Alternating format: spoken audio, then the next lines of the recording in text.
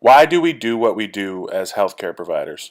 The majority of us became healthcare providers because we believed that what we do on a daily basis, no matter how trivial the task, is done for the betterment of another person's life.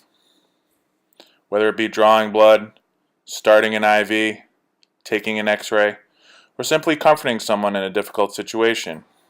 Throughout our career, we see many terrible things that challenge our beliefs and that there is good in the world.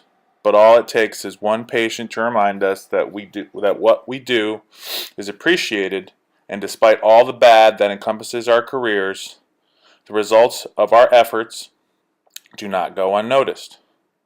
Diagnostic imaging is a difficult field to feel that the work that you do has a substantial effect on the patient's outcome.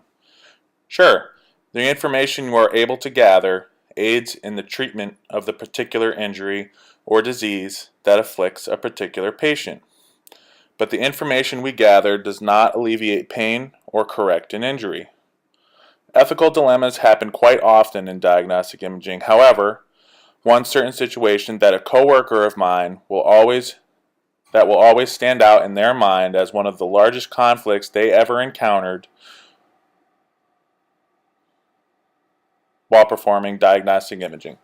An emergency room patient arrived for a full body scan with their life being maintained by a breathing machine and various medications.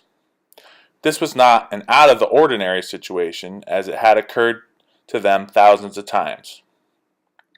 However, prior to the exam being performed, the treating medical physician informed the staff that if the patient's heart had stopped again, that they were not to bring them back. They were just to let the patient die based on the request of the family.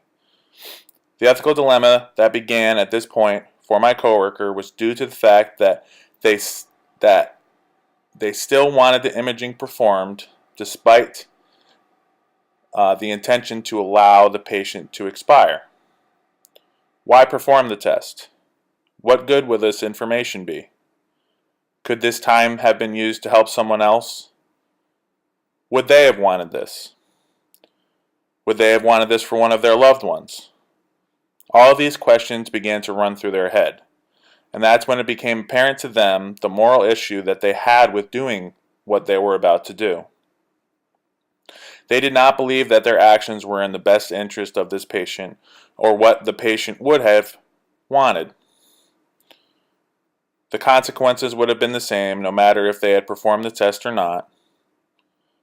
It was their duty to perform the test, but it was apparent to them that neither the patient nor the family may have wanted it.